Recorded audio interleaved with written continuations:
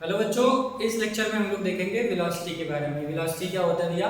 Rate of change of displacement with respect to the time, that is known as velocity and it is a vector quantity. आपको पता है displacement कैसी quantity है? Vector quantity है।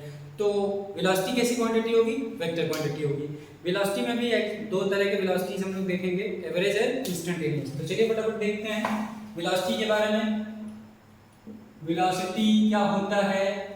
Velocity is basically defined as it is a rate of change of displacement with respect to the time. Rate of change of displacement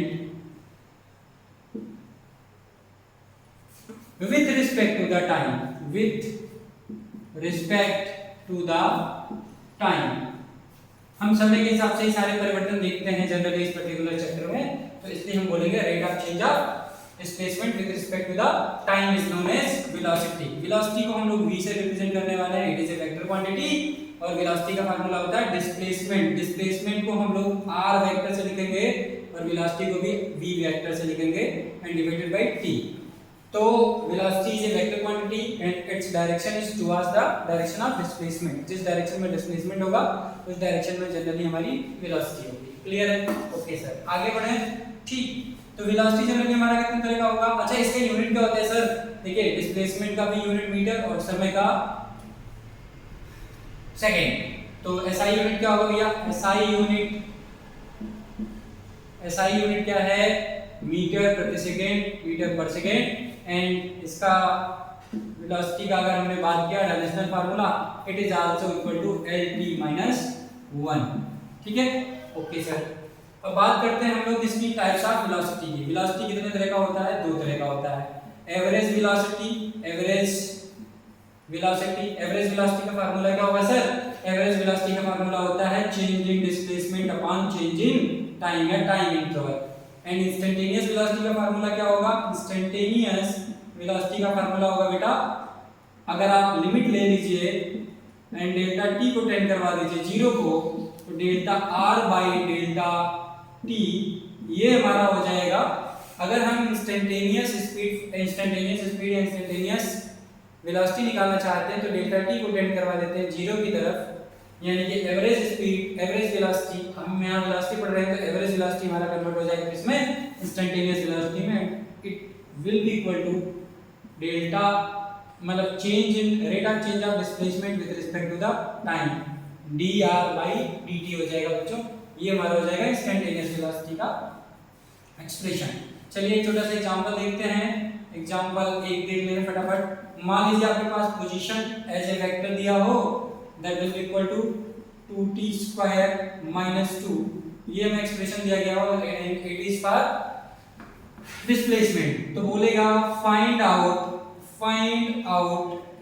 पहली बात instantaneous और average दोनों वैल्यूज कैलकुलेट करेंगे इसी equation से। तो बोलेंगे एवरेज वेलोसिटी बताना है in t = 0 second to t = 3 second. Okay sir. Second हमें फाइंड आउट करना है इंस्टेंटेनियस वेलोसिटी निकालना है बच्चों at t = 2 second. Okay, start करते हैं। इसको दो पार्ट में डिवाइड करके हमने सबसे पहले हमने बात करनी है डिस्प्लेसमेंट की 0 सेकंड पे और डिस्प्लेसमेंट 3 सेकंड पे।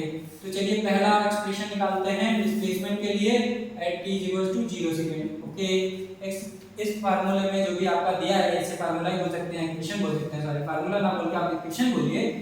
2t² - 2 में अगर हम समय के जगह पे 0 रख दें तो क्या आएगा? 2 × 0² - 2 and it will be equal to -2 metre. यहां देखिए नेगेटिव साइन आ रहा है, इससे आप घबराइएगा मत क्योंकि displacement is a vector quantity.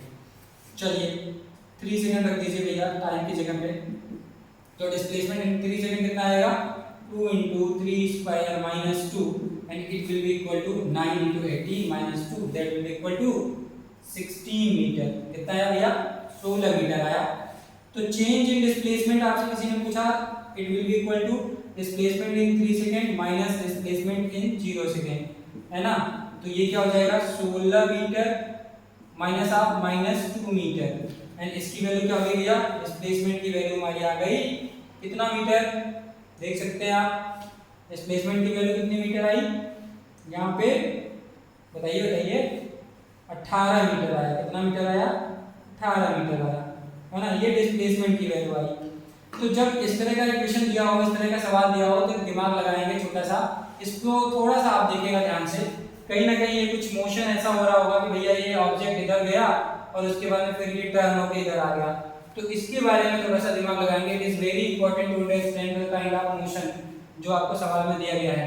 आप सबसे पहले देखेंगे किस पॉइंट पे वेलोसिटी आपका जीरो हो रहा है, delta R by delta T.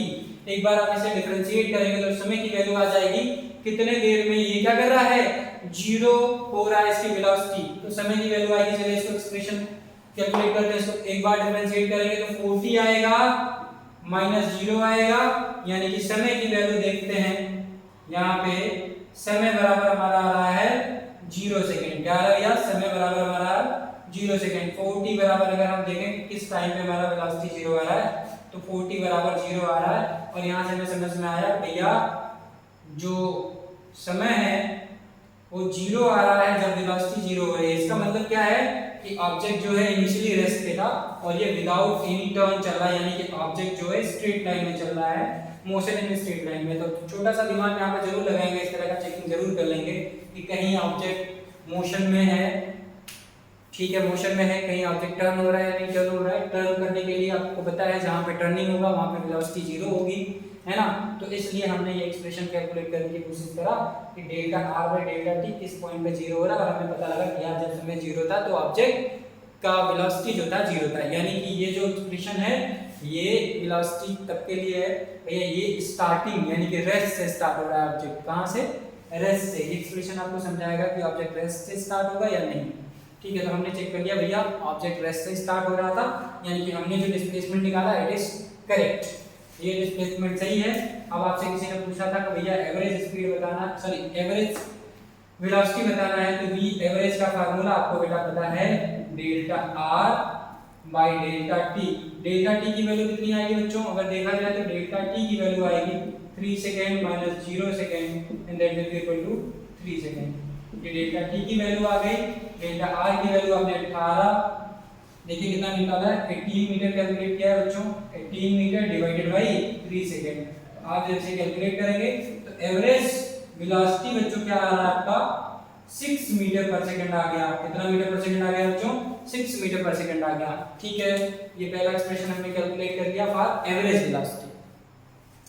दूसरा आपको बच्चों निकालना है instantaneous value at t equals to 2 second. तो आप क्या करेंगे, एक बार इसे इस एक्सप्रेशन को एक बार डिफरेंशिएट कर देंगे। आपको पता है अगर एक बार डिफरेंशिएट करेंगे तो देखिए यहाँ पे मैंने एक्सप्रेशन लिख दिया 40 माइनस 0, है ना। आपको यहाँ से इंस्टेंटेनियस वेलोसिटी का एक्सप्रेशन मिल जाएगा। और मैं पहले इसको सॉल्व करने से पहले इसको हटाऊंगा। ओके सर, देखिए सेकेंड सवाल हम करने जा रहे हैं। डिस्प्लेसमेंट के लिए दिया गया था 2t स्क्वायर माइनस 2, है ना। ये एक्सप्रेशन दिया गया था। हम एक बार इसको डिफरेंशिएट करेंगे। डिफरेंशिएट करेंगे तो बच्चों आएगा ये 40 माइनस 0 हो जाएगा, तो इसे डायरेक्ट आप 40 लिख दीजिए। ये एक्सप्रेशन आ गया बच्चों इंस्टेंटेनियस वेलोसिटी के लिए। और यहाँ समय की वैल्यू आपको रखनी है t इक्वल्स टू 2 सेकेंड। ये आपसे जानना चाह रहा है कि जब समय 2 सेकेंड रहा होगा तो इंस्टेंटेनियस वेलोसिटी कितनी होगी। तो इस एक्सप्रेशन में यानी कि v इंस्टेंटेनियस का जो भी आपने एक्सप्रेशन कैलकुलेट किया है, यहाँ समय की वैल्यू आप 2 सेकेंड रखेंगे चुपचाप, तो आपको मिल जाएगा instantaneous velocity at t equals to 2 second. तो ये आ गया बच्चों 8 मीटर पर सेकेंड हमारा होगा इंस्टेंटेनियस वेलोसिटी जब समय 2 सेकेंड का होगा, ठीक है। तो ये हमारा छोटा सा एग्जांपल था जिसके हेल्प से आप average speed, average velocity and instantaneous velocity calculate करना आपने सीखा होगा, ठीक है। चलिए मिलते हैं।